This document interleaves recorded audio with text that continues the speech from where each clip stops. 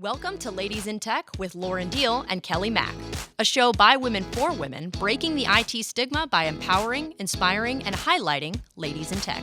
Let's join the ladies in the studio now for today's episode. Welcome to Ladies in Tech, where we empower women to enter the tech field or to rise within their tech careers. I'm your host, Lauren Deal.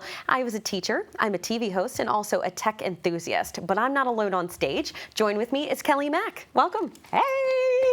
So I have lots of titles too. Social media manager, TV host with you, radio DJ, and currently studying ITIL fundamentals. And it's been quite intriguing to say the least. So yeah, excited about that. Yes, always kind of looking for a growth opportunity. Absolutely. But we also have someone else here with us today. We do, and that is the one and only Sophie. That's me. I can't say that I have any titles that I know of, but I'm currently a student getting ready to graduate. I'm a host here at IT Pro TV and also a host with these lovely ladies on Ladies in Tech. Well, the nice thing about this is that we all come together with the interest in tech and how we can inspire other women to search out new opportunities or to empower other women who are within the tech field. Let's get started. Today's episode is talking about introducing young children to tech. And so this is a great discussion because there are so many different avenues to kind of dive into. But I think the first one that I want to talk about is how we can introduce children at an early age and why that's so important instead of waiting till their college years when you actually have to spend a tuition amount to find out if this is the right path. What are your thoughts? I think that the moment you hand a child a tablet or a smart device is the moment that they are introduced to tech. Now the question is, what form of tech? Are you just entertaining them with movies and video games, or are you putting apps on there where they can learn how to draw or learn how to code or game or build the game instead of play the game? I love that, where it's education with a purpose. Yes. It's fun, but it's also educational. Right. Now, Sophie, you are someone who just graduated from college. What is something that maybe you notice in your generation that is helping people be pushed along into the tech field, or maybe something that you think we should also include that is not happening? Well, I do think that, like Kelly said, it really is now kind of normal for kids to grow up with this stuff. I remember, I think I first got like an iPod or an iPad when I was maybe 10 or 11, so still pretty young, but now it's like, we kind of jokingly call them iPad kids, where you're 2 and 3 years old and you've got an iPad in your hands to keep you entertained. But like you said, it's important to, sure, you can game, you can watch videos, but even providing other opportunities, there's apps and things on the App Store where even young kids can learn how to code and things. And I don't think that's something that existed at all even 10 years ago.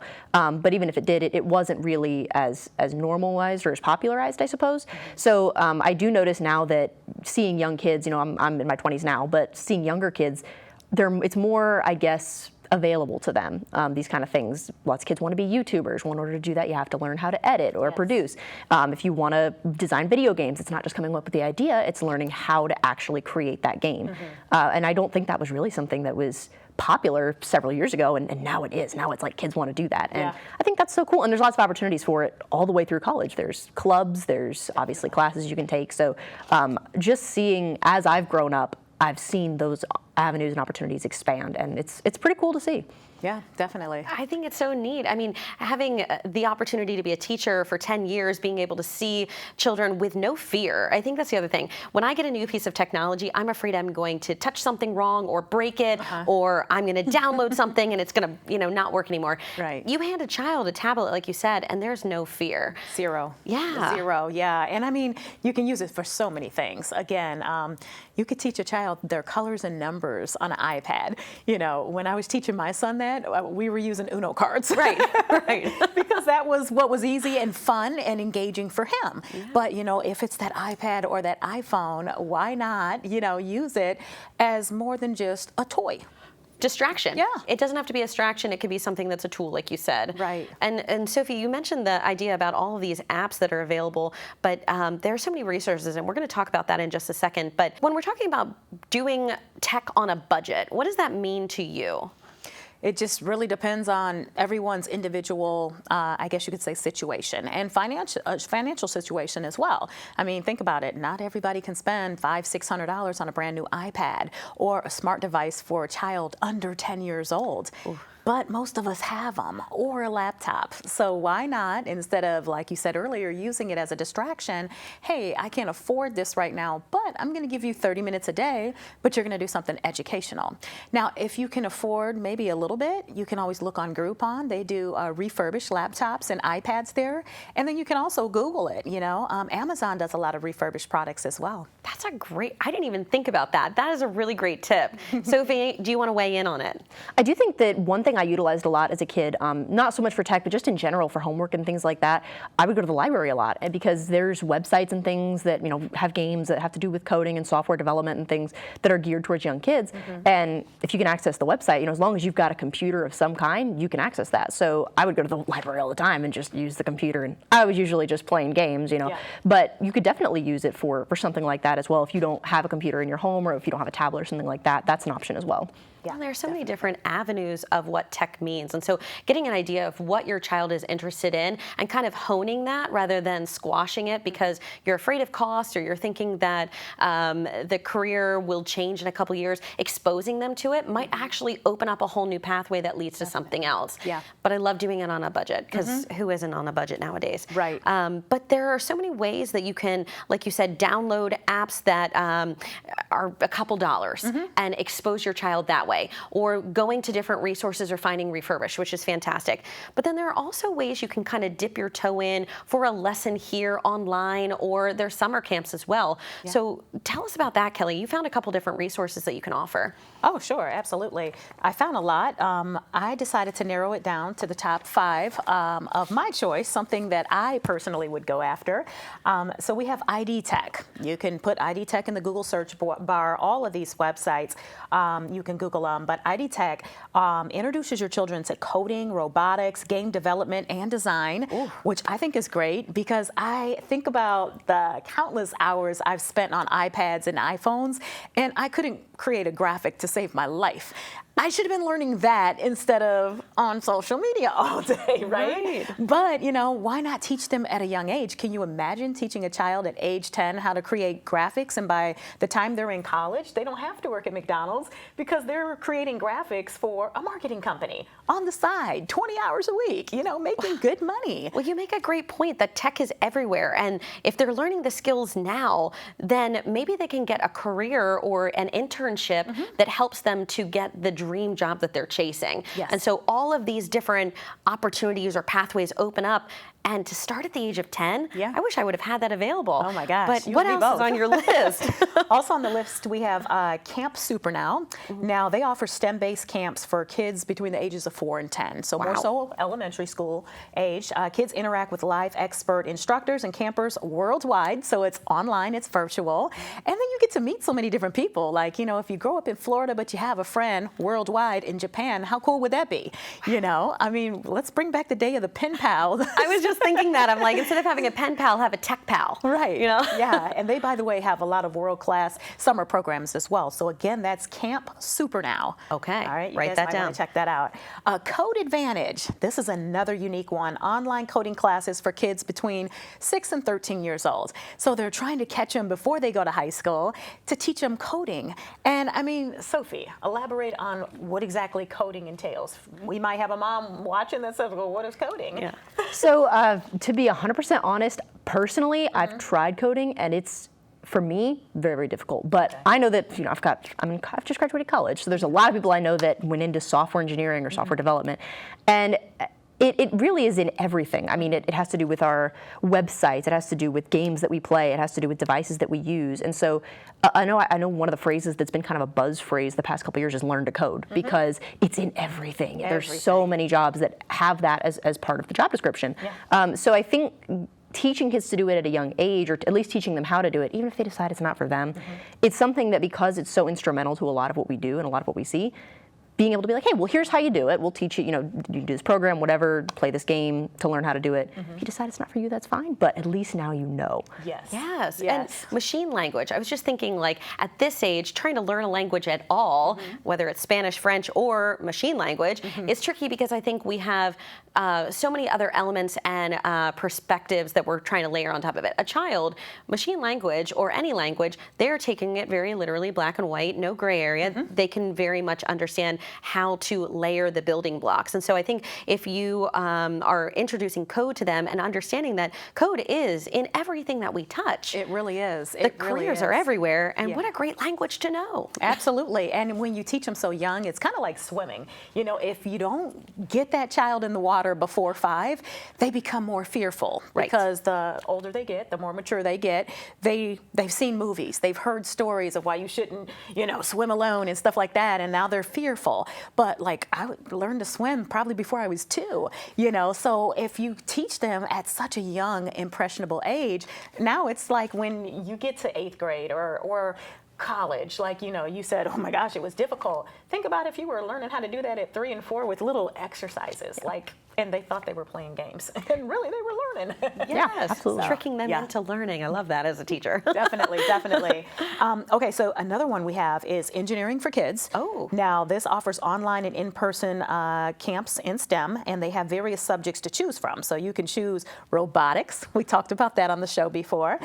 Coding again, interactive, engineering, and a whole lot more. So that's Engineering for Kids, which is, I think, great because engineering sounds like such a big word and big career, and it's so intimidating when you hear it at different levels. But if you start hearing about that young, again, they're so impressionable when they're so much younger. Right, and I taught kindergarten and 5th grade for a number of years, and we had part of our STEM program was engineering for 5-year-olds, where they brought in this ball. It was called a dash. You can check it out online, and you had to use these fancy colored markers, and they were coding, but they were also kind of making a racetrack for this ball to move. Oh, wow. And so it was fun, it was robotics, it was colorful, Nice. but it was coding. Yeah, that's awesome. They were I love 5. it. I love it. At age 5. Yes, yes. The final one we have is Planet Bravo. I love this one. It's virtual and in-person technology camps out of California. Ooh. So if you're in California, you can go on site, but if you're like us in Florida, you can go online virtually, and you can meet a lot of different people from a lot of different areas. And the courses are in graphic design, another huge one. I mean, think about that. I pay people to do my graphic designs. It's like, hey, I need a digital flyer. I got $50 for you. And they literally do it in 5 minutes on Canva, you know, and then they send it back to me. Well, I'm just thinking instead of mowing lawns for a summer job, you could do graphic design. Graphic design. Help someone build a website. How great is that? Yeah. Now, this one also touches on what you talked about earlier, video editing. So you can actually have your child in Planet Bravo in one of their programs and learn how to edit video. And how cool would it be for your child to walk around with the family iPad or iPhone, capture the video, and then go back and edit it and create a movie?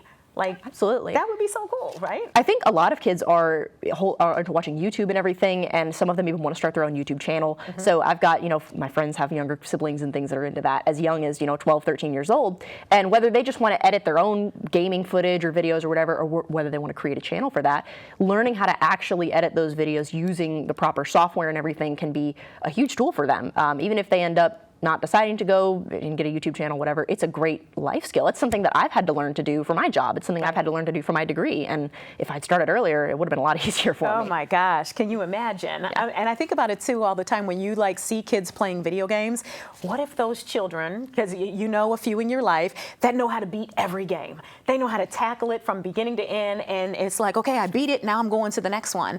Yes. What if they were building those games? And by the way, Planet Bravo teaches our youth to build video games. Wow. Yeah, to the programs. Like, so this is a great program, really. This is a great reference for resources. I hope that you're jotting this down.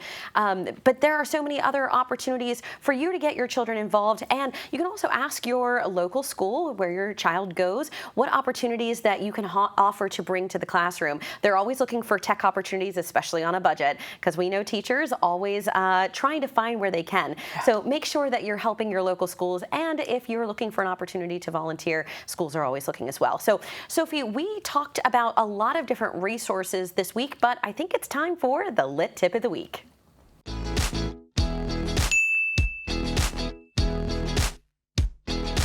So today's lit tip actually plays into what we've been talking about today as far as getting kids involved in coding, and you may have heard of it because it's the world's largest online coding community. It's called Scratch. It was designed by Mitch Resnick. It's at scratch.mit.edu if you want to look that up. He's the head of the lifelong kindergarten group at the MIT Media Lab, and he created Scratch as a simple visual interface for creating anything from games to animations. It's always free. There's no license necessary. It's available in over 70 different languages. It's used in 200 plus countries and territories, and it was designed for use by kids as young as 8 years old. It's usually around the ages 8 to 16 that kids are kind of getting involved in this, but people of all ages use it, which is comforting for me as an adult because it's something that I could probably use to help me learn this kind of stuff. And they have a version of Scratch called Scratch Junior that's geared more towards 5 to 7 year olds. So if you've got a child that's a little bit younger that's showing interest in this stuff, it's a great opportunity. You can just pull it up in any web browser, on any desktop, laptop, tablet, and it's available on iPhone as well or on any kind of mobile phone. You're not able to create the projects, but you can view them. So as a parent, if you want to pull your kid's project up on the phone, you're able to do that. So it's definitely super easy to access, super easy to use, and it's designed for kids of all ages and adults too. So that's our lit tip of the week. Awesome. And you know what? Lauren and I have actually used Scratch because we've been taking IT fundamentals, which we both completed in the last week. So, you know, there was a course in there, and instead of just watching them do it, we were like, let's pull this thing up. And we did it, and we had a cat, and we made the cat move from side to side and up and around, and then we did the delay, and I mean, it was a lot of fun. Well, it was neat because it looks like Lego blocks, and it's very colorful. There's animations of a cat or a ball. You can change the little avatar, but it was neat because it looked really simplistic. Everything was built by colors and categories, and it just felt like you were building digital Legos. Yes. But then you got the cat to move, and that is the very simplistic development of a video game. So kids can start there, and if Kelly and I can do it, we might have to start with the junior version. But but not only video games, animation too. Right. I mean, think about the millions that people that make animation films or, you know, cartoons or whatever, they make a lot of money. So yeah, I love it. Future episodes, we might need to talk about the top paying tech fields and maybe how we can get your kid involved. I like that. I like that. Well, you know what? It's time for this week's Woman of the Week. This is where we salute a woman in tech doing big things. Who do we have this week, Sophie?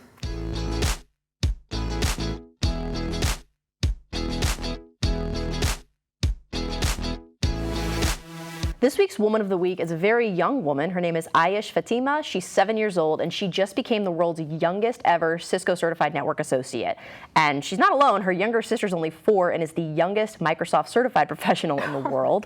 The CCNA certification has 6 different sections having to do with network fundamentals and IP connectivity. So and she scored with flying colors. I mean, I think you have to score at least an 82% on this exam, and she scored way above that. So not only did she pass, but she flew past that finish line. So she was only, like I said, 7 years old. Her younger sister's only 4. Her mom said that they enjoy teaching their kids technical skills, that they're both extremely intelligent and always looking to learn.